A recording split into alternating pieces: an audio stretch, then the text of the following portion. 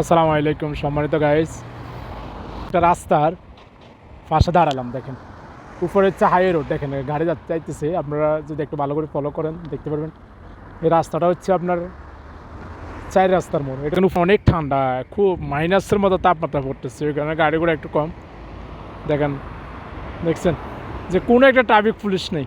উপরে মেনটেন করার জন্য কী দিচ্ছে দেখছেন, একটা আয়না, দেখেন একটা আয়না আর হচ্ছে তিনটা সিগন্যাল, শেষ, এটাই যথেষ্ট। দেখেন এই আয়না দিয়েই সব কিছু ওরা মেনটেন করে। দেখেন একটু জুম করে যদি দেখায় তাহলে আপনারা বুঝতে পারবেন। দেখেন এই আয়নাটা দেখছেন, এই আয়নার ভিতরে দেখা যাইতেছে কোন গাড়ি কোন দিকে যাবে। আমি ইটালি আসার পরে দেখি যে মোড়ে মোড়ে এইভাবে আয়না লাগানো, প্রত্যেকটা মোড়ে ওরা আয়না লাগিয়ে দিচ্ছে। দেখেন এই আয়নার ভিতরে আপনি দেখতে পারবেন যে, দেখছেন এই তিন দিকের রাস্তা, আপনি যখন একদিক থেকে আসবেন তখন আর তিন দিকের রাস্তা এই আয়নার ভিতরে আপনারা দেখতে পারবেন, কারণ সামনে আগে যেতেছি। দেখেন,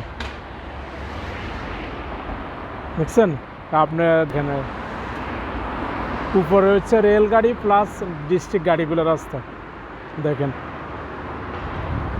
কীভাবে যে ওরা রোডগুলো তৈরি করছে, দেখছেন এই যে যখন এই দিক থেকে দাঁড়াইছি তখন আর ওই দিকের গাড়িগুলো দেখা যাইতেছে না, শুধু দেখা যাইতেছে একটা আয়না। এই আয়না দিয়ে ওরা আয়নার দিকে লক্ষ্য করে ওরা রাস্তা পার হয়।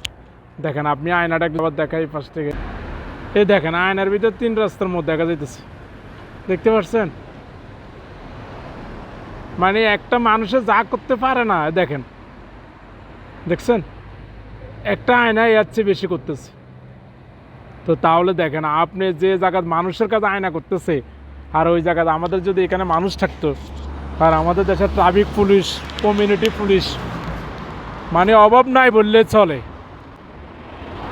দেখছেন ওরা কত আগায়, মানে আপনি কল্পনা করতে পারবেন। আমি যখন